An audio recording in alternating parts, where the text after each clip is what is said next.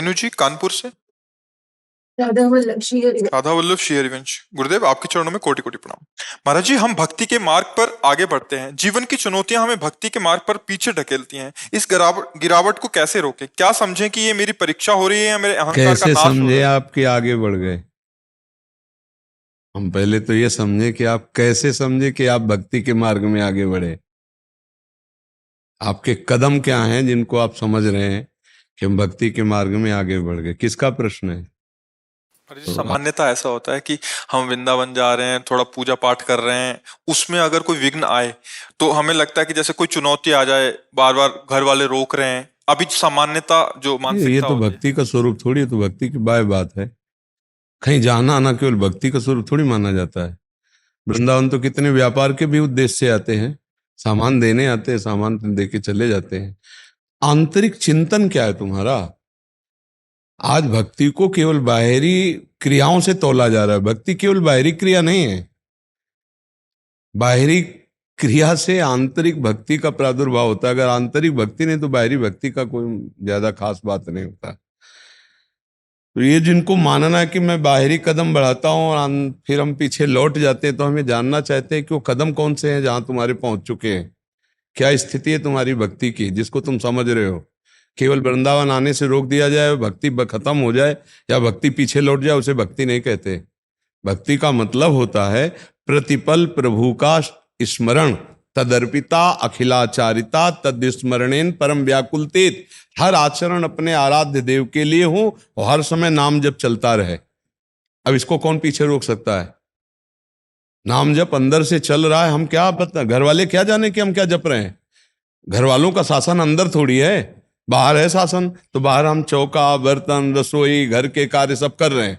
वृंदावन नहीं जाना, कभी नहीं जाएंगे, लेकिन हा वृंदावन हा राधा, इसे कौन रोक सकता है? महाराज जी, एक और बात है, जो सामान्य मानसिकता रहती है कि जीवन की चुनौतियां इन्होंने लिखा है, तो इनका भाव ये भी हो सकता है प्रतिकूलताएं आए। ये तो हमारे कर्मों का फल भोगना पड़ेगा। बड़े बड़े सिद्धों को भोगना पड़ा है, आप तो गृहस्थी में हो। बड़े बड़े सिद्ध संतों को नहीं भोगना पड़ा क्या? आप हमें किसी ऐसे महापुरुष का नाम लीजिए जिसको कष्ट ना मिला हो जीवन में। भगवान अवतार लिए तो समस्या में से नहीं लड़े क्या? राम जी को 14 वर्ष का वनवास हुआ कि नहीं हुआ? कृष्ण जी को कितने राक्षसों से लड़ना पड़ा? छठी के दिन ही पूतना राक्षसी विष लगा के स्तन में मारने जा रही। संघर्ष ही जीवन है, और हमारे किए हुए कर्मों का फल पाप और पुण्य का दुख और सुख आता रहेगा जीवन भर। भक्ति है भगवान की प्राप्ति के लिए, पाप और पुण्य दोनों का विनाश करके भगवत प्राप्ति के लिए। ये सुख दुखमयी भक्ति नहीं होती, ये सुख दुखमयी पाप पुण्य के फल होते हैं। मान लो आज आप वृंदावन आए संत समागम के, अब चकाचक आनंद शुरू हो गया। बोले बहुत सिद्ध बाबा जी, बहुत भक्ति हमारी फली हुई भक्ति नहीं है, ये तुम्हारे पुण्य कर्मों का फल लागू हो चुका है। बोले यार, जिस दिन से वृंदावन गए बाबा जी से मिले उस दिन से सब हानि ही होती चली जा रही। ये उसका फल नहीं है, पाप कर्म लागू हो गया है। अब अज्ञानी जीव समझता है नहीं। बड़ी कृपा, बड़ी कृपा का मतलब होता है आंतरिक चिंतन आपका करेक्ट, धर्म पूर्वक चलना और दुख सुख को सहकर निकल जाना, ये कृपा होता है। ये नहीं, ये कृपा नहीं होने जाओ वो सब, ये नाटकबाजी नहीं। आजकल नाटकबाजी में ही लोग ज्यादा पसंद करते हैं ये सब बातें नहीं। भक्ति की ऊंचाई है अंदर की भागवतिक वृत्ति, नाम जप करते हुए सब कुछ सहना। फिर परेशानी हमारी क्या है? फिर क्या परेशानी है? कोई परेशानी नहीं। और ऐसी चुनौतियों में फिर कैसे सुदृढ़ क्या इनकी चुनौती क्या है? कुछ नहीं है। चुनौती तो सखू भाई को बांध करके लठ से पीटा जाता था, और हा कृष्ण हा द्वारिकाधीश चरित्र सुना है कि नहीं सुना? आप चुनौती तो महापुरुषों को देखो कैसे कैसे कष्ट दिए गए, और फिर भी वो बोलते तेरा किया मीठा लागे। फिर और कौन सी चुनौती है? फिर कौन सी चुनौती है? अभी भक्ति में रंगे नहीं आए तो बात क्या है? तेरा किया मीठा लागे, अरे नाम पदार्थ नानक मांगे। कहाँ है स्थिति, कहाँ है भक्ति की? तभी तो हम पूछ रहे थे कि तुम्हारे कदम कौन सी स्थिति में पहुंचे भक्ति की। 4 बातें कड़वी हो गई या 4 लोग विरोध करने लगे तो हम समझ लिया भक्ति विपरीत हो गई। अरे नहीं, अब भक्ति रंग ला रही है। विरोध में भक्ति रंग लाती है। हमारी भक्ति छूट गई तो भक्ति थी ही कहाँ? तभी तो हम पूछा कि 4 कदम कहाँ आगे बढ़े जो पीछे लौट गए। भक्ति का मार्ग ऐसा है, एक बार अगर कदम आगे बढ़ गए तो पीछे लौटना नहीं होता। पीछे लौटना नहीं होता। गर्दन कटा सकते हैं, लेकिन पीछे नहीं लौट सकते, पीछे कदम नहीं लौट सकते। अभी रंग चढ़ा ही नहीं ना, अभी तो केवल सुनी सुनाई बातें, अभी भक्ति का रंग चढ़ा, अभी तो नशा नहीं चढ़ा ना भक्ति का। भक्ति का नशा चढ़ जाए तो 22 बाजारों में मार कोड़े खाल खींच ली गई ठाकुर हरिदास जी को। हरि बोल, दूसरा शब्द नहीं निकला, तो आह नहीं निकला, हरि बोल। हाँ, कितना कष्ट दिया जा रहा है, वाहे गुरु वाहे गुरु वाहे गुरु, दूसरा शब्द नहीं बोला। देखो गुरुजनों के चरित्र पढ़ करके देखो, गुरु तेग बहादुर सिंह, गुरु अर्जुन देव सिंह, गुरु गोविंद सिंह, बड़े बड़े महापुरुषों, पुत्रों को दीवाल में चुना दिया गया और भक्ति में कोई फर्क नहीं पड़ा। और यहाँ जुकाम हो जाए तो भक्ति में फर्क पड़ जाएगा, अपने को जुकाम हो जाए तो भक्ति में, वहां पुत्रों को चुना दिया गया। ईंट पे ईंट रखते जा रहे अब, लेकिन धर्म विरुद्ध सर झुकाना बर्दाश्त नहीं किया गया। तो भक्ति का रंग भी आया कहाँ है? अभी रंग कहाँ, अभी होली नहीं हुई ना। तो भक्ति आएगी तो महाराज जी प्रतिकूलता आएगी। भक्ति आएगी तो प्रतिकूलता और अनुकूलता दोनों के सहने की सामर्थ्य आएगी। प्रतिकूलता आएगी ऐसी बात नहीं है, प्रतिकूलता और अनुकूलता दोनों को सहने की सामर्थ्य आ जाएगी।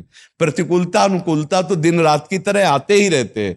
किसी एक का जीवन हमें बताओ जिसके जीवन में केवल अनुकूलता ही अनुकूलता रही हो, या किसी का एक का जीवन बताओ जिसके जीवन में केवल प्रतिकूलता ही प्रतिकूलता रही हो। कभी अनुकूलता, कभी प्रतिकूलता, कभी अनुकूलता, कभी प्रतिकूलता, ये चलती रहती है। बोलो आप सबका जीवन है ना ऐसा? कभी सुख, कभी दुख, कभी लाभ, कभी हानि, कभी मन के अनुकूल हो गया, कभी प्रतिकूल हो गया। उसको सहकर आगे भगवान के चरणों में चलना भक्ति कही जाती है। समझ पा रही सखी? भगवान के विधान को केवल भजन बल से ही, भजन बल से ही, दूसरा कोई बल छू छा ऐसा कोई, ये सब हमारी तो समझ में आज तक नहीं आया। और बड़े बड़े सिद्धों से मिले हैं, बड़े बड़े सिद्ध महापुरुष गंगा किनारे एक से एक परम पवित्र भगवत प्रेमी महात्माओं से मिले। ये सब आज जो नौटंकी नाटक हो रहा है बहुत है, कल अभी और देखना, आगे कलयुग में और देखना। हाँ, बहुत है नौटंकी नाटक। हम कह रहे हैं घर बैठो, राम राम जपो, हरि हरि जपो, राधा राधा जपो, बड़े बुजुर्गों की सेवा करो, 4 रोटी तुम्हारे पास एक्स्ट्रा हो, किसी भूखे को खवा दो, तुम्हारा पक्का मंगल होगा, इसमें घाटे की बात नहीं है। और तुम इधर उधर भटकते घूमो तो बेकार की बात है। नाम जप करो। भक्ति का मतलब है दुख सुख सहना, भक्ति का मतलब है प्रभु की प्राप्ति करना, भक्ति का मतलब अज्ञान का नाश कर लेना, भक्ति का मतलब अपने आत्मस्वरूप को जान लेना, इस संसार चक्र से मुक्त होना। संतों का संग है इसके लिए। आज संतों का मतलब, किसी के आगे भी संत लग रहा, पैजामा कुर्ता पहने संत, पैंट शर्ट पहने संत, मनमानी संत। आज हमारा समाज बड़ा भटकाव में जा रहा है। सच्चे मार्ग के संतों की बात सुनना नहीं चाहता। भागवत, गीता, रामायण, गुरुवाणी, कहीं हमको कोई नाटकबाजी आप दिखाओ, इन जो सदग्रंथ साहब हैं इनमें कहीं दिखाओ हमें। सच्चे संतों का तो फिर मन मरता है महाराज जी। है? वो कहते हैं ये नहीं करो, ये नहीं करो। वहां तो बढ़िया, ऐसा जैसा हमने चाहा वैसा हो गया, तो ये अच्छा लगता है महाराज जी। हाँ, लेकिन कै दिन के लिए, मरोगे नहीं क्या? आए दिन आप सत्संग में बोलते रहते हैं मरोगे, जाना है, ये करना है, तो ये तो कष्टदायक लगता है महाराज। हाँ, इसीलिए हम भगवान की बड़ी कृपा मनाते हैं कि ऐसा बोलने के बाद भी लोग सुनने आ रहे हैं। मतलब कलिकाल में भगवान की बड़ी कृपा है, क्योंकि यहाँ न कोई जंतुर भरा जाता है, न यहाँ किसी को आशीर्वाद दिया जाता है, न कोई किसी के रोग की चर्चा नहीं कर सकते, तुम कोई बातचीत संसारिक नहीं कर सकते, भगवान की केवल चर्चा। तो कुछ न कुछ तो मंगल होता ही होगा, तभी तो लोग आते हैं। कुछ तो होता होगा, क्यों? अगर आत्मानंद की अनुभूति, अगर हृदय में आनंद ना होता तो हाथ जोड़ के बुलाओ तो भी नहीं आएंगे। अच्छा, इस समय की तो बात जाने दो, सुबह हो चुका है और 7:45 बजने वाले हैं। रात्रि के हम आज 12:30 बजे जगे थे, और 12:30 बजे नहा धो के निकले कि आज अकेले निकलेंगे हम, कि कोई हमें ना मिले। तो जो ही हम गेट के पहुंचे सोई बैंड लगा था, और 2-4 लोग दौड़े। सो हम कहा, बोले महाराज जी मत जाना, रोड भरा हुआ। हम कहा 12:30 बजे नहा के इसलिए निकले थे कि अकेले निकल जाएंगे। बोले बिल्कुल नहीं निकल पाओगे। तो हम कहा क्या करें? बोले लौट जाओ। फिर लौट गए। फिर जब ये लोग आए 2 बजे, तो फिर सब 2 बजे पूरे बैच के साथ निकले। बोले भूल मत करना, नहीं पैर छूने में आपका हो जाएगा सब कार्यक्रम। इतने पैर छूने वाले हो जाएंगे। 60 पैसा दे के बुलाए जाए तो रात में ना आएंगे। तो कुछ ना तो कुछ होगा। श्री जी कहीं ना कहीं तो सबका मंगल कर ही रहे होंगे। महाराज जी जो चल पड़ा, महाराज जी इसमें एक है जो चल पड़ा, वो अनुभव कर लेगा। बट जो अभी मतलब कि मेरी मनोकामना पूरी हुई तो वो वहां जाएगा जहां मतलब उसको तत्काल मिल रहा है, वो यहाँ कभी नहीं आना चाहेगा। वैसे तत्काल वाला जो कार्यक्रम है उसको समझना चाहिए। हम बार बार उदाहरण देते हैं कि बड़े बड़े महापुरुष समर्थ हुए हैं, जैसे रामकृष्ण परमहंस जी, बड़े बड़े अब भी काफी सिद्ध महापुरुष हुए हैं, भाई जी हनुमान प्रसाद पोद्दार जी, राधा बाबा, कई ऐसे महापुरुष हुए। उनके शरीरों में रोग देखे गए, कष्ट देखे गए, क्या भजन बल से वो नहीं मिटा सकते थे? क्या आप विचार करके देखना। भजन बल है कष्टों को लांघकर परमात्मा प्राप्ति करने के लिए। सच्चाई का मार्ग आजकल बहुत ढक गया है, बहुत ढक गया है। कोई सुलझा हुआ व्यक्तित्व अध्यात्म की तरफ चल पाता है। बड़े भाग पाइप सत्संगा, बिना ही प्रयास होई भवभंगा, नहीं तो संसार का अब आप विचार करके देखो, भगवान को कौन प्राप्त करना चाहता है, कहां प्राप्त करना चाहता है? और हम आपसे सच्ची कहते हैं, दुख मिटाने की सही एक दवा है मंगल भवन भगवान का नाम जप करना। सही बात कह रहा हूं। किसी से आशीर्वाद मत मांगो, राम राम कृष्ण कृष्ण हरि हरि राधा राधा जपो। अगर तुम्हारा मंगल न हो जाए तो हमें बताना। भाव कुभाव अनख आलसहु, नाम जपत मंगल दिशि दसहु। दसों दिशाएं मंगलमय। और देखो, केवल प्रवचन नहीं कर रहे, दोनों किडनी खराब है। कल डायलिसिस हुआ था, डायलिसिस के बाद एक भी अन्न पाने की ताकत नहीं रह जाती। शाम के कुछ पाया नहीं। आपको क्या निराश लग रहे हैं, क्या हताश लग रहे हैं, क्या परेशान लग रहे हैं? आप विचार करके देखो। ये है भगवान के भजन का फल। रोग मिटाना नहीं, रोग से लड़ना। और जो भजन हो रहा है वो भगवान की प्रसन्नता के लिए हो रहा है, भगवान की प्राप्ति के लिए हो रहा है। और वही आप कहीं ना कहीं उसी की गंध से खिंचे हुए आ रहे हो। आप पता नहीं आपको कि क्या मिलना है। अभी आप निकलो, आपको पूछा जाए क्या मिला है, तो आप ना लड्डू दिखा पाओगे, ना जंतुर दिखा पाओगे, ना राख दिखा पाओगे। लेकिन आपको कुछ मिला, वो आप भी नहीं बता पाएंगे क्या मिला। वो आत्मानंद है, वो भगवदानंद है। सुत दाराधन लक्ष्मी पापियों के घर होए, संत समागम हरि कथा तुलसी दुर्लभ दोए। शुद्ध भगवत चर्चा, भगवत मार्ग बहुत मुश्किल से मिलता है। इसलिए नाम जप करो, भगवान का आश्रय लो, पाप कर्म मत करो, और किसी से आशीर्वाद मत मांगो। हम तुम्हें जो कह रहे, सब आशीर्वाद आपके पास अपने आप आ जाएंगे। जैसे समुद्र किसी भी नदी की याचना नहीं करता, हर नदी अपने आप गिरती, ऐसे धर्मात्मा पुरुष के पास हर सुख संपत्ति अपने आप आ जाएगी। और खूब आशीर्वाद मांग लो। 4 दिन की चांदनी है, इसके बाद फिर अंधेरी रात है। ये 4 दिन का फ्यूज होने वाले हैं। ये सब दीपक जो भगवत प्रेम से जलता है वो निरंतर जलता रहता है, सनातन चलता रहता है। इस ड्रामेबाजी में कुछ नहीं, किसी को कोई ठीक नहीं कर सकता, पक्की बात है। हमें तो अभी तक ऐसा नहीं मिला। बड़े बड़े सिद्धों को कष्ट भोगते देखा है, भगवान के विधान को बड़े बड़े सिद्धों को भोगते देखा है। इसलिए मुझे विश्वास नहीं है कि कोई किसी के भी दुख को मिटा दे, ये विश्वास नहीं। और हमारा शास्त्र कहता है भगवान के वचन झूठे नहीं हो सकते। भगवान कहते अवश्यमेव भोक्तव्यम कृतम कर्म शुभाशुभम। अवश्य जीव को भोगना पड़ेगा। तो इसलिए मस्त रहो, हमने कमाया है, हम ही खाएंगे। अब अगली कमाई अच्छी करेंगे। अब पीछे बाजरा बोया है तो हम दूसरे के गेहूं देखकर ललचाए नहीं, अपने बाजरा को खा लेते हैं। और अगली फसल हम काजू पिस्ता की बो देंगे तो काजू पिस्ता मिलेगा। अगली फसल हमारी गंदी नहीं होनी चाहिए, पिछली गंदी हुई उसको हम भोग लेंगे। प्रभु आप माफ मत करना, मुझे दंड देना, पर आपको भूलूं नहीं, आपका नाम जप करूं, अब आपसे कोई विरुद्ध आचरण न करूं, ऐसी कृपा करना, आगे हमसे कोई त्रुटि न हो। बड़े बड़े महापुरुषों ने कष्ट भोगा। भीष्म जी 6 महीना बाणों की सैया पे। हम तुम्हें सच्चाई कहते हैं, नाटक में मत फंसो, खूब नाम जप करो, इससे में परमानंद की अनुभूति होगी। अभिषेक मित्तल जी अंबाला से। राधे राधे महाराज जी। राधे राधे महाराज जी। महाराज जी, भगवान श्री कृष्ण भगवत गीता के 9वें अध्याय में कहते हैं कि जो अनन्य भाव से मुझे भजते हैं उनका योग स्वयं मैं खुद वहन करता हूं। इसका महाराज जी अर्थ क्या है? क्या भगवान केवल शुद्ध भक्तों का ही योग क्षेम वहन करते हैं? योग का तात्पर्य होता है अप्राप्त की प्राप्ति कराना, और क्षेम का तात्पर्य होता है प्राप्ति की रक्षा करना। किसका? अध्यात्म में। ये जो लौकिक योग क्षेम है, ये तो पाप और पुण्य के परिणाम स्वरूप आता जाता रहता है भक्तों के जीवन में भी। पुण्य के स्वरूप लौकिक सुख आते हैं और पाप के परिणाम स्वरूप दुख आते हैं, बड़े बड़े भक्तों के जीवन में देखे गए। लेकिन उनकी जो स्थिति भागवतिक है उसको गिरने नहीं दिया गया, उसमें उन्नति देखी गई, वो है योग। तेषाम सतत युक्तानाम भजताम प्रीतिपूर्वकम ददामि बुद्धि योगम तम येन माम उपयांति ते। जो सतत मेरा स्मरण है, मैं उनका बुद्धि योग करा देता हूं।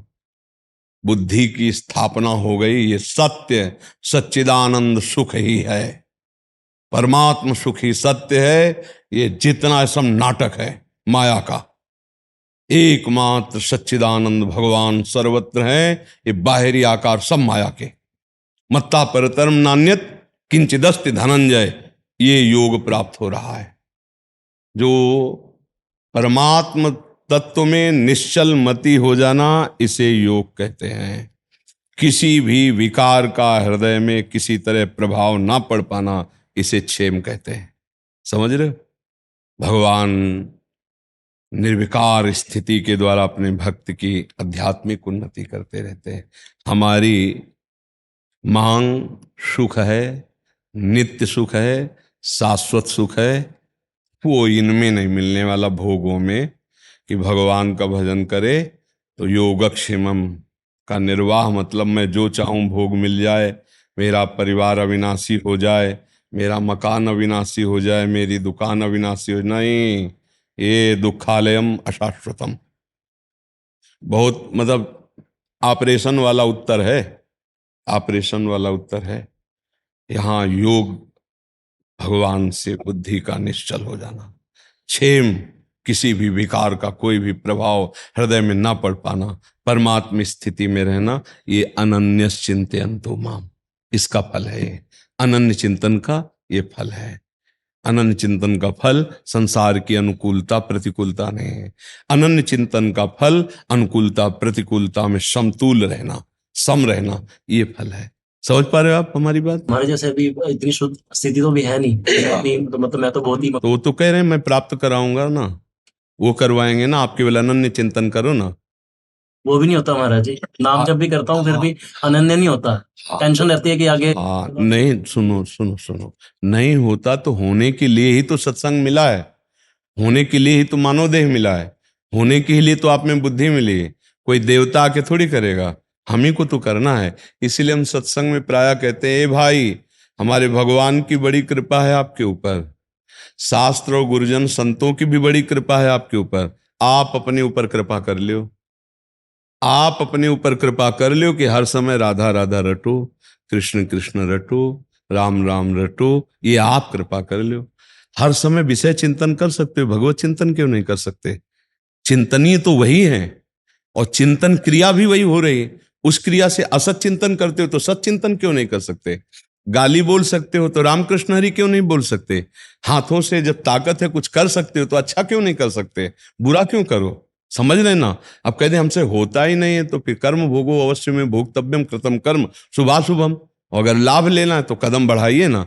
अब आप आर्मी में जाइए और कह दीजिए देखो हमारी कोई परीक्षा मत लेना, मैंने दौड़ सकता हूं ना गोली चला सकता हूं, पर मैं आर्मी में होना चाहता हूं, तो क्या करेंगे जानते हो? धक्का मार के बाहर निकाल देंगे।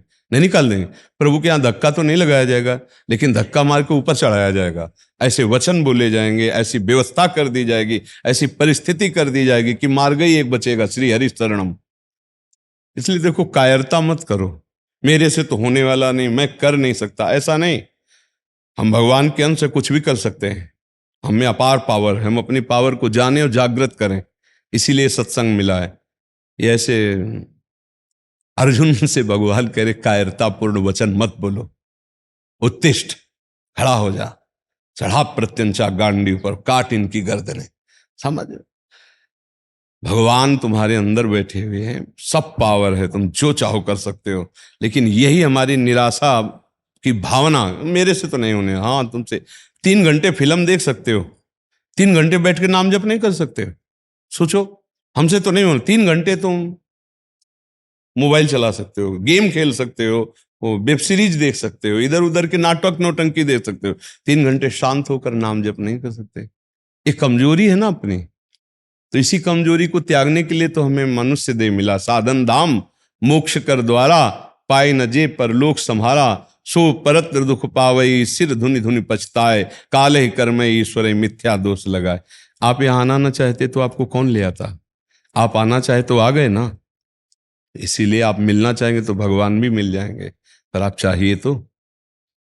जब एक आदमी आर्मी में जाना चाहता है तो तड़के से शुरू होता है, प्रातः काल दौड़ लगाना, उछल कूद करना सब। उसे पूछो क्यों कर रहे हो? कह रहा कोशिश कर रहा हूं कि आर्मी में चला जाऊं।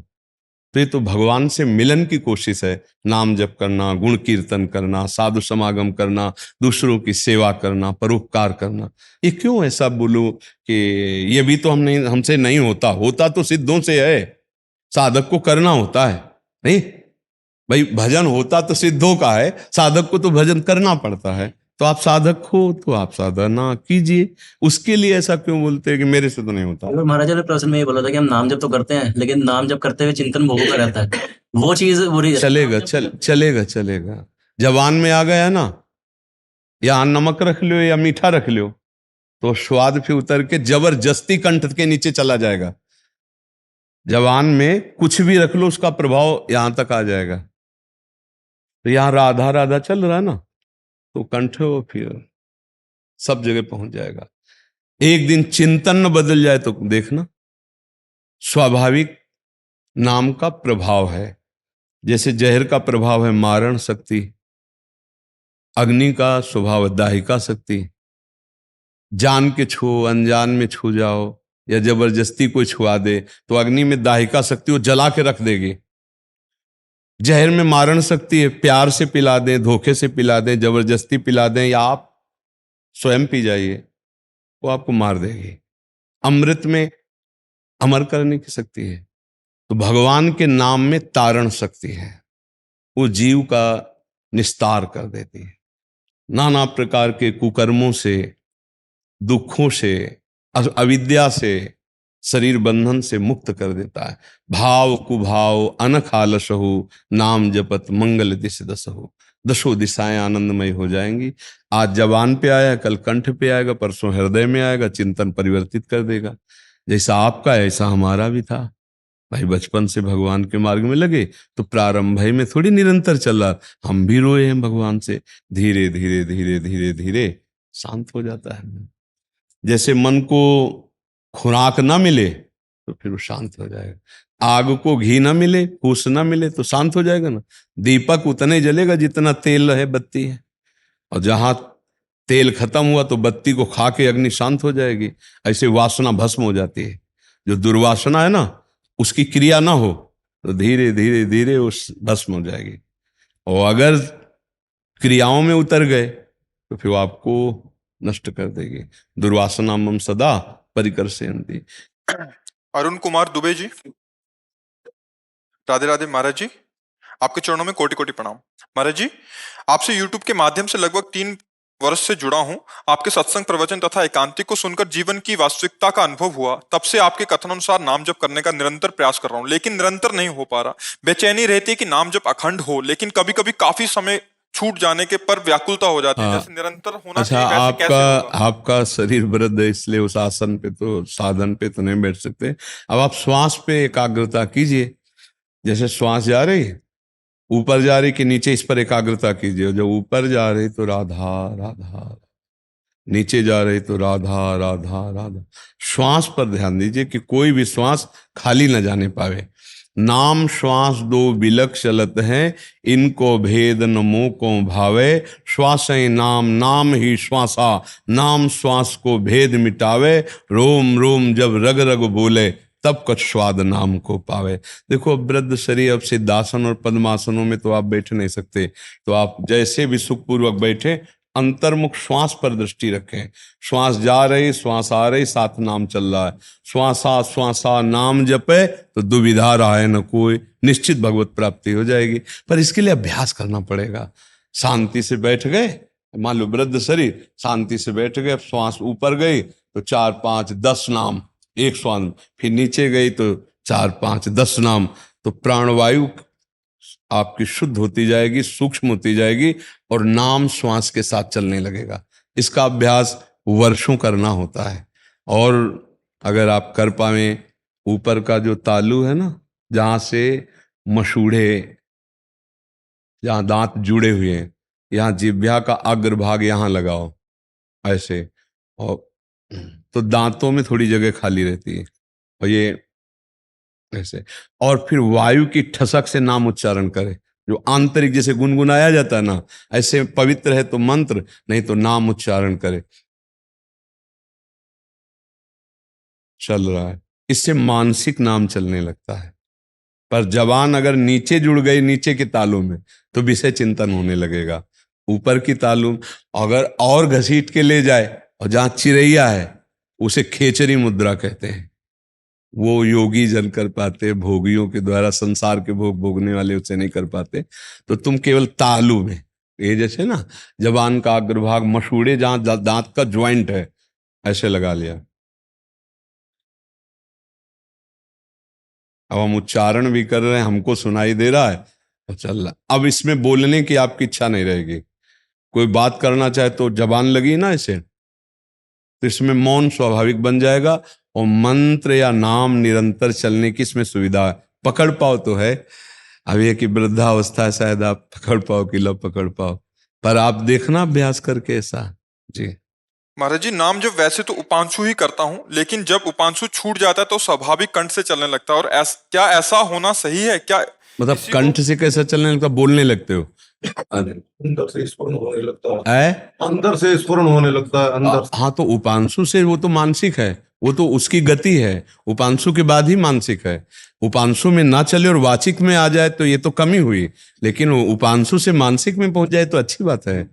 हाँ नहीं, बहुत अच्छी बात यही है। मानसिक है क्या? हाँ यही मानसिक यही है। जैसे हाँ ये मानसिक है। हाँ, मानसिक जैसे अभी हम आपको बताए, इसमें उपांशु से मानसिक की तरफ पहुंचने के लिए अब मानसिक ये है, किसी भी तरह की कोई हरकत नहीं है कि आप जान सके कि हमारे अंदर मंत्र चल रहा है, नाम चल रहा है, चल रहा है। उपांशु कुछ जप रहे हैं, वाचिक राधा राधा राधा राधा राधा ऐसे। हाँ जी।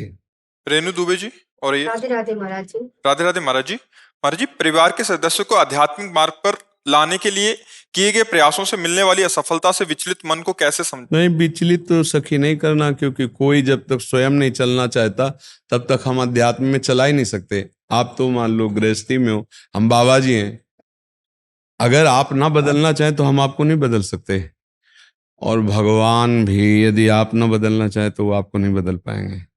जैसे दुर्योधन को बदलने गए थे ना, बदला क्या? नहीं बदला। तो भगवान भी उतनी छूट दिए हैं जीव को कि यदि आप बदलना चाहो तो बदल जाओ, ना बदलना चाहो तो नहीं बदलना। तो परिवार के प्रति आपका मांगलिक प्रयास रहा कि वो परमार्थ में अध्यात्म में चलें। यदि वो नहीं मानते हैं तो कोई बात नहीं, आप चलिए। दुनिया में लाखों का मेला जुड़ा, हंसा जब जब उड़ा तो अकेला उड़ा, न कोई पति न कोई पत्नी न कोई पुत्र न परिवार। जब मरोगी तो आप अपना ही शुभ कर्म लेके जाओगी या भजन लेके जाओगी। ये आपका मंगलमय स्वभाव था कि आपने अपने परिवार पर प्रयास किया भगवत मार्ग में अध्यात्म में चलने का। जब वो लोग सहयोग नहीं देते तो आप अंतर्मुख होकर अपने मन को प्रभु में लगाओ, क्योंकि बार बार प्रयास करोगे तो आपका मन दुखी हो जाएगा। महाराज जी, कभी कभी ये लगता है कि जैसे प्रारब्ध में है या हमारी अज्ञान अज्ञान अज्ञान प्रारब्ध इसे नहीं कहते, ये अज्ञान, जीव अज्ञान में शरीर भाव से भोगों में लगा हुआ है, वो भगवान को पराया मान रहा है या मान ही नहीं रहा है। तो अज्ञान, इसमें प्रधान कारण अविद्या है, अज्ञान है। वो बिना भजन के दूर नहीं होती, वो भजन ही नहीं करना चाहते। अगर भजन करें तो अज्ञान दूर हो जाए, पर भजन ही नहीं करते। अब कभी न कभी ठोकर लगेगी तब उनको याद आएगी कि कोई भगवान तो है जो हमारी रक्षा कर सकता है, तो रास्ता खुल जाएगा। विपत्ति एक ऐसा रास्ता है जो भगवान तक ले ही जाता है। कोई साथ न दे तो फिर एक साथी नजर आता है कि हे भगवान आप ही हो। नहीं तो जब तक बढ़िया खान पान भोग सामग्री, तब तक भगवान की याद नहीं आती। जब हर तरह से ठोकर लगती है और कोई सहयोगी नहीं होता, तब लगता है कोई है एक। अब यार अगर हमारा कोई है तो भगवान ही है, वही दोस्त है, वही मित्र है, वही संभाल सकता है। तो आप खुद अपने आप को भजन में लगाइए। आपका प्रयास निष्फल हो और आप दुखी हो, ऐसा बार बार प्रयास ना करें, क्योंकि उससे आपकी भी श्रद्धा, देखो आए ना, ये प्रारब्ध है कि भगवान की इच्छा नहीं है, कि क्या बात है, पता नहीं भगवान है कि नहीं है। आप ही में संशय खड़ा हो जाएगा, क्योंकि आप कोई सिद्ध पुरुष तो है नहीं, तो आप ही को संशय खड़ा हो जाएगा। मैं बार बार प्रयास करती हूँ, भगवान भी सहयोग नहीं कर रहे, देखो ऐसा ऐसा। नहीं, छोड़ो, खुद अंदर भजन करो और बाहरी व्यवहार का धर्म पालन करो। जैसे किसी की पत्नी हो, किसी की बहन हो, किसी की बहू हो, तो अपने कर्तव्य का पालन करो और भजन करो। कभी कोई तुमसे प्यार से पूछे और आपका प्रियजन है और मानना चाहता है, तो भक्ति की बात बता दो, नहीं तो चुप रहो, शांत रहो। क्योंकि जब तुम कहोगे वो करेगा नहीं, तो तुम्हें फिर उससे द्वेष हो जाएगा, फिर अश्रद्धा हो जाएगी, वो फिर बात नहीं बनेगी। इसलिए आप अपनी भक्ति को छुपाएं और अंदर ही अंदर उसे बढ़ाएं। पूजा जी, गाजियाबाद। राधे राधे महाराज जी। राधे राधे महाराज जी। महाराज जी, मेरा प्रश्न ये है कि कई बार हमारे मन में कई तरह के भाव आते हैं और भावाविश मन उस समय ऐसा संकल्प कर लेता है जिसके बाद हम उसको पूरा नहीं कर पाए, तो क्या उसका अपराध लगता है? बच्चा, 3 गुणों का खेल चल रहा है। हृदय एक दर्पण है, उसमें सतोगुण, रजोगुण, तमोगुण, तीनों गुणों का प्रभाव पड़ता है। कभी रजोगुणी भाव बनते हैं तो कामनाएं होती, कभी तमोगुण भाव होता है तो निद्रा, आलस्य, प्रमाद होता है, कभी सतोगुण भाव आता है तो भक्ति संबंधी दया आदि धर्म की वृत्तियां आती रहती हैं। वास्तविक बात यह है कि हमारे अंदर कोई कामना ही ना आवे। कामनाओं की पूर्ति होना, कभी किसी की सफलता हो जाना, एक दो की होना, बकाया पूर्णता नहीं हुई। किसी की आज तक कामनाएं पूर्ण नहीं हुई, क्योंकि एक कामना पूरी हुई तो दूसरी खड़ी हो गई, दूसरी पूरी हुई तो तीसरी खड़ी हो गई। और सकल कामनाहीन जे राम भगति रस लीन, जिनकी सारी कामनाएं शांत हो गई हैं, वो भगवान की भक्ति रस से युक्त हो जाते हैं। हमें लगता है बच्चा कामना करना ही बड़ी भारी गलती है। कामना करें तो इस बात की करें कि हमारे अंदर कोई कामना न रह जाए। कामना करें तो इस बात की करें कि भगवान का निरंतर भजन चले। कामना करें तो इस बात की करें कि बड़े से बड़े दुख में हम दुखी ना हो, बड़े से बड़े सुख में हम फूले ना, अभिमान ना करें। हमारे अंदर ऐसी कामनाएं सात्विक हो और धीरे धीरे फिर कामना करें मोक्ष की, फिर कामना करें जन्म संसार के बंधन से मुक्त होने की, भगवान के दर्शन की। तो जैसे कांटे से कांटा निकाल देते हैं, ऐसे हम सद कामना से असद कामना का त्याग करें, फिर निर्मलता में सद कामना का भी त्याग कर दें, और फिर ऐसे हो जाएं, जोई जोई प्यारो करे सोई मोहि भावे। प्रभु जैसा करे वैसा। अब हमारे अंदर कोई कामना नहीं है। नहीं, जब भगवत साक्षात्कार के योग्य हृदय होता है तो उसमें कोई कामना नहीं रह जाती। जाहि न चाहिए कबहू कछु तुम सन सहज स्नेह, बसहु निरंतर तासुर शोरावुर निज गे। जिसके हृदय में कोई कामना नहीं होती, उसके हृदय में भगवान प्रकाशित हो जाते हैं। ब्रह्मभूता प्रसन्नात्मा न शोचति न कांक्षति, समः सर्वेषु भूतेषु मद्भक्तिम लभते पराम। मेरी भक्ति का परम लाभ ये हुआ कि अब न कोई शोक है, न कोई इच्छा है, न कोई चाह। जैसे प्रभु रखे वैसे शरीर रह रहा है और मन निरंतर भगवान के चिंतन में डूबा हुआ। हमें लगता है ऐसी कामना करनी चाहिए। कामनाओं की पूर्ति अपूर्ति इनका कोई महत्व नहीं। शरीर छूटने के बाद तुम्हारी कामनाओं की पूर्ति अपूर्ति का क्या महत्व रहा? तुम्हारे बैंक बैलेंस का क्या महत्व रहा? तुम्हारे संबंधों का क्या महत्व रहा? अकेले जाओगे, सिर्फ अकेले।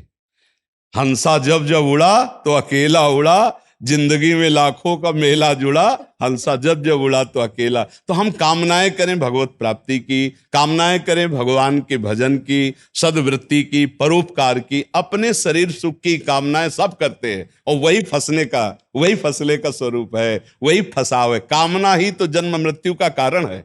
इस चक्र को फंसाने वाली कामना है, और कामना होती है अज्ञान के द्वारा, और अज्ञान से ही हम अपने को स्त्री और पुरुष माने हुए हैं। अगर भगवान के भजन से मिट जाए तो सब बात बन जाए। हमारी तो प्रार्थना है कि कामनाएं न करे, पहली बात। और अगर करे तो फिर भगवान के भाव की कामना करे, भगवान के भजन की करे, भगवान के मिलन की कामना करे, जिससे सब कामनाओं की पूर्ति हो जाएगी। जिनके मिलने के बाद कुछ मिलना बाकी नहीं रहता, जिनके जानने के बाद कुछ जाना बाकी नहीं रहता, जिनके पाने के बाद कुछ पाना बाकी है, वो भगवान है। कामना करे तो भगवान की करे। क्यों सके? आप बताओ, किसका प्रश्न था? हाँ बताओ आप। महाराज जी, जैसे कि हम नाम जप करते हुए अगर हमसे कोई अपराध हो जाए और हम मन में ये दृढ़ विश्वास रखें कि भगवान हमें क्षमा कर देंगे, तो क्या ऐसा होता है? उसी क्षण भस्म हो गया। पर अबलो नसानी अबना न सही हो, हमसे चूक हो गई, आगे कभी नहीं करूंगा, तो उसी क्षण भस्म हो गया। जिस समय नाम लिया आपने कि हे राम, हे कृष्ण, हे हरि, मुझसे गलती हो गई, तो राहती ना प्रभु चित चूक किए की, करत सुरति सयबार ही की, जन अवगुण प्रभु मान न काऊ, दीन बंधु अति मृदुल स्वभाव। प्रभु अपने जन के चूक की बात याद ही नहीं रखते, हृदय की बात रखते हैं कि मेरी शरण में है, इससे गलती हो गई, उसे क्षमा कर दिया। जन अवगुण प्रभु मानन काऊ, दीन बंधु अति मृदुल। पर ऐसा तब होगा जब अबलो नसानी अब ना नशे हो। आज तक गलती हुई, अब नहीं करूंगा गलती। और अगर बार बार ऐसी करते तो फिर प्लस होता जाएगा, फिर क्षमा नहीं होगा। और अगर ये हुआ कि आज तक हो गया, अब नहीं करूंगा, तो सब क्षमा हो जाएगा। मेरे प्रभु का स्वभाव ऐसा है, अहम त्वाम सर्व पापेभ्यो मोक्षयिष्यामि मा शुचा, मैं तुम्हें समस्त पापों से पवित्र कर दूंगा, यद्यपि तू सबसे बड़ा पापी होगा तो भी। अपिचेत सुदुराचारो भजते माम अनन्य भाग, साधुरेव समंतव्य सम्यक व्यवसिता ही सा। जो जिसने सम्यक रूप से ये अपनी बुद्धि में बैठा लिया कि भगवान के सिवा मेरा कोई कल्याण नहीं कर सकता, मेरे से बहुत पाप हो चुका, हे नाथ मैं आपकी शरण में हूं, तो भगवान कह रहे हैं कि मैं उसे साधु बना दूंगा। और भगवान जिसे साधु बना दे उसे असाधु कौन कह सकता है? भगवान जिसे साधु बना दे। तो इसलिए हमारा पूरा विश्वास है कि गलती सबसे होती है, दौड़ने वाला ही गिरता है। अगर भक्त से कोई गलती हो जाती है और हृदय से भगवान से क्षमा मांगता है, तो उसे और कोई प्रायश्चित करने की जरूरत नहीं, भगवान नाम से उसी क्षण पाप भस्म हो जाएगा। बस ये नियम ले ले कि आगे से अब ना हो। अगर आगे भी करता रहे तो फिर वो मतलब ड्रामा कर रहा है, वो पाखंड है कि रोज गलती मान रहे, रोज पाप कर रहे, तो फिर पिटाई होगी, फिर वो भगवान धुलाई कर देंगे। ये बात है जी। संदीप मित्तल जी, राधे राधे महाराज जी, आपके चरणों में कोटि कोटि प्रणाम। महाराज जी, श्याम बाबा की कृपा से पिछले 6 वर्षों से अस्पताल के बाहर मरीजों की तमाम सेवाएं होती हैं, जैसे कि 5 रुपए में भोजन, मरीजों की सेवा के लिए एम्बुलेंस सेवा, और ये सेवाएं करते हैं। इनके कह रहे हैं कि इनके भाई और भाभी पिछले 1 वर्ष से आपके सानिध्य में वृंदावन वास कर रहे हैं। उनको देखकर कई बार प्रेरणा मिलती है कि हम भी सब सेवा इत्यादि को रोककर वृंदावन वास, परंतु मन में असमंजस है। नहीं नहीं नहीं, बिल्कुल आप वही सेवा करो जो कर रहे हो, जो सेवा कर रहे हो। हम बहुत आपको धन्यवाद देते हैं कि आप उसी सेवा को कीजिए, भाव रखिए वृंदावन के प्रति, और नाम जप करते रहिए। नाम जप तो कहीं भी किया जा सकता है ना, और भाव किया जा सकता है। बार बार वृंदावन का चिंतन, वृंदावन धाम के ठाकुर का चिंतन, वृंदावन की परिक्रमा का चिंतन, ये तो कर सकते हो ना।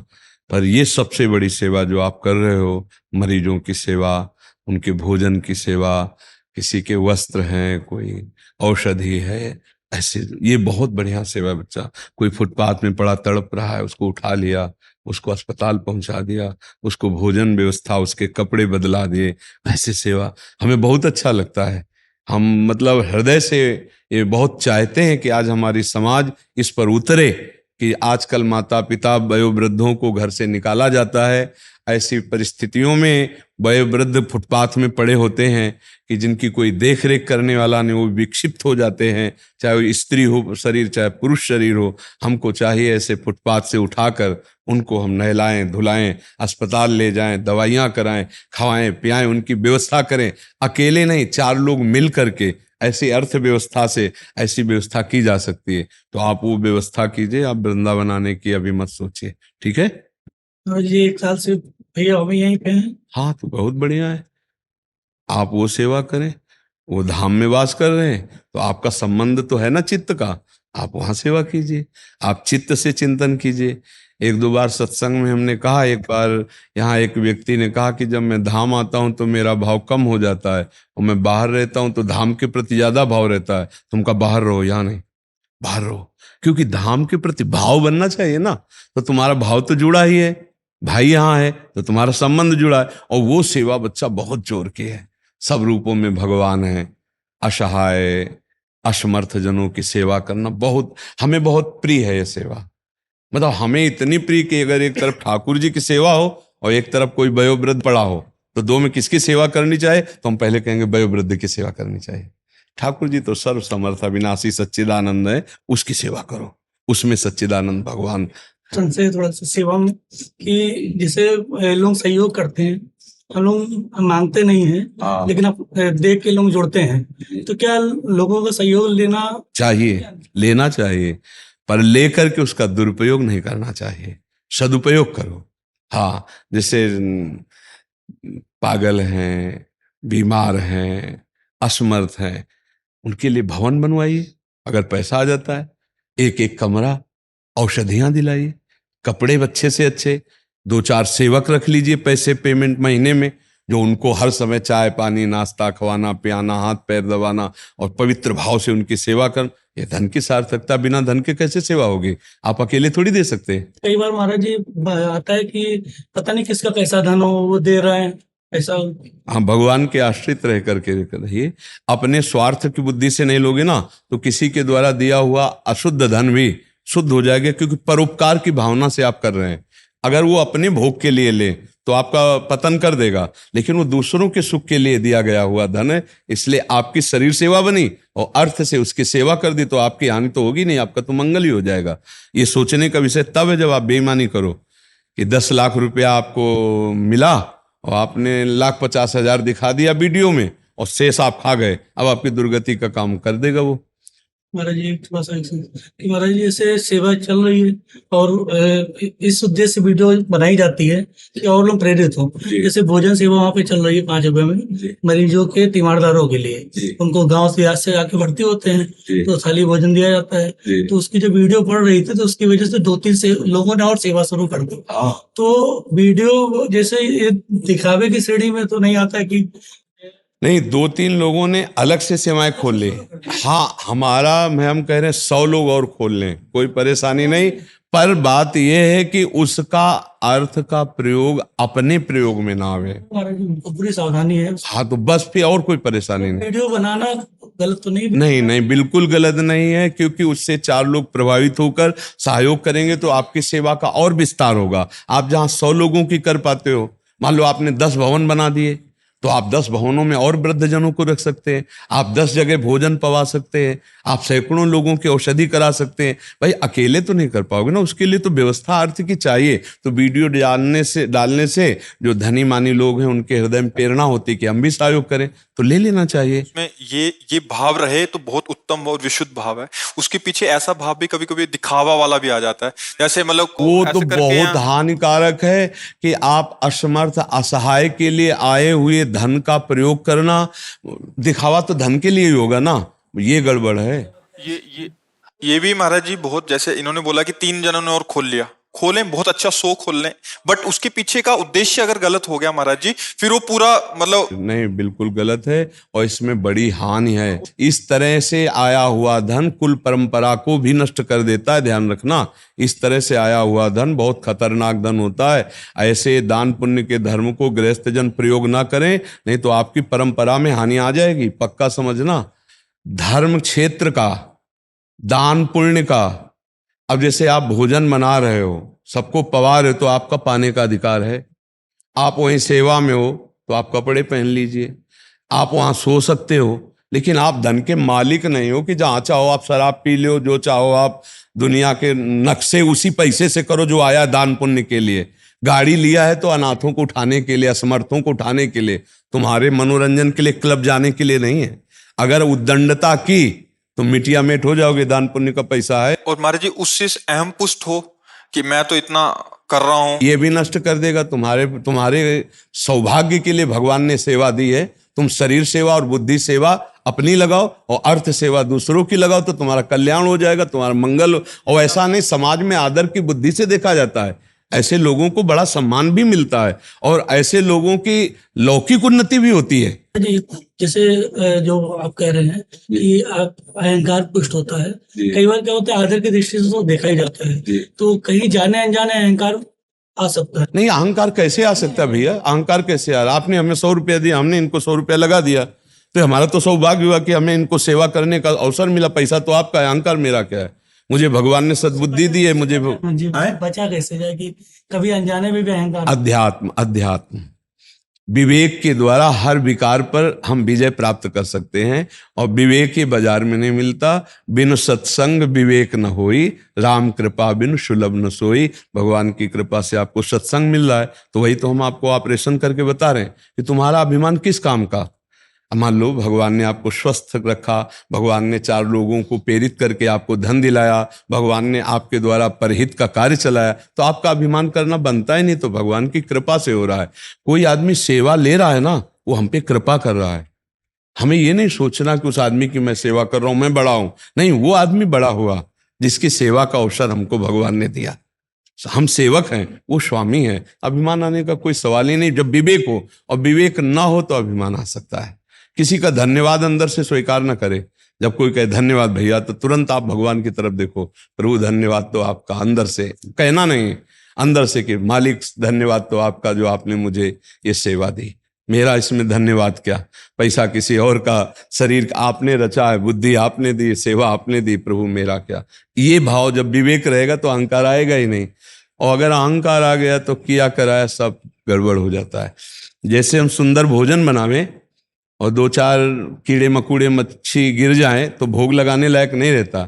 ऐसे ही काम आदि मद आदि दोष आ जाए तो पवित्र से पवित्र सेवा भी बेकार हो जाती है। अहंकार आया तो सब किया कराया मिट्टी हो जाता है। अहंकार ना करे, दान का मिला हुआ धन अपनी विलासिता में खर्चा ना करे, सबकी सेवा में लगावे तो और नाम जप करे, तो इसी से भगवत प्राप्ति हो जाएगी बच्चा।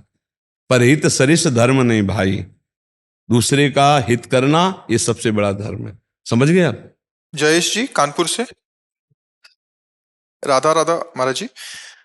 महाराज जी, मैं एक विद्यार्थी हूँ, विज्ञान एवं अध्यात्म का समन्वय कैसे बनाऊं महाराज जी? अक्सर मन में विरोध आ जाता है। किस विषय पे आता है? आप बोलिए ना, विषय बोलिए ना। विज्ञान जो है प्रमाण मांगता है, और अध्यात्म में विज्ञान की इतनी ताकत नहीं कि वो आपको प्रमाणित कर सके। आप प्रमाणित कर सकते हैं अपने आप को? तुम्हारा विज्ञान प्रमाणित कर सकता है? तुम्हारा विज्ञान केवल स्थूल शरीर को प्रमाणित कर सकता है। इस ढांचे का अल्ट्रासाउंड हो सकता है, ढांचे का एक्सरा हो सकता है, लेकिन आज तक विज्ञान मन को प्रमाणित कर पाया कोई है ऐसा यंत्र भारत में या अमेरिका में जो तुम्हारे मन का एक्सरा कर दे, तुम्हारे मन बुद्धि को देख ले? जब मन बुद्धि को नहीं देख सकता है सूक्ष्म शरीर, तो तुमको प्रमाणित कर सकता है तुम परमात्मा के अंश हो? आज तक है विज्ञान में ताकत? फिर अध्यात्म को आप कैसे ललकार सकते हैं विज्ञान के बल से? अभी अध्यात्म को जानते ही नहीं ना, इसीलिए आप ऐसी बात बोल दिए। विज्ञान और अध्यात्म, विज्ञान है स्थूल शरीर का और अध्यात्म सूक्ष्म और कारण शरीर से भी परे आत्म तत्व का। अध्यात्म आत्म तत्व का है बच्चा। अभी तो तुम बालक हो, संसारिक बालक हो, इसलिए इस बात को कैसे जानोगे? विज्ञ जन इस बात को जानते हैं। अध्यात्म स्थूल सूक्ष्म और कारण तीनों को बाधित करके आत्मबोध प्रदान करवाता है, और विज्ञान केवल इसी ढांचे को जानता है। इस ढांचे को, पांच भौतिक ढांचे को, केवल अल्ट्रासाउंड और जितना भी एक्सरा या सिटी स्कैन ये इसी स्थूल का होता है। आज तक विज्ञान की ताकत नहीं कि मन को जान सके, बुद्धि को जान सके, चित्त को जान सके, अहम को जान सके, ये सूक्ष्म शरीर है, या स्वभाव का अल्ट्रासाउंड कर सके, या परमात्मा तत्व जो अंश है उसको कोई बता सके। आज तक कोई है यंत्र में? बताओ। तो बच्चा अध्यात्म तुम तो हो ना, और इतना तुम्हें कहीं ना कहीं पता होगा कि तुम शरीर से कुछ अलग हो। अगर थोड़ा भी शास्त्र सुने होगे, सत्संग सुने होगे, तुम ये ढांचा तो हो नहीं बच्चा, तुम्हें इतना पता है, तो फिर विज्ञान और अध्यात्म का जोड़ ही नहीं बनता।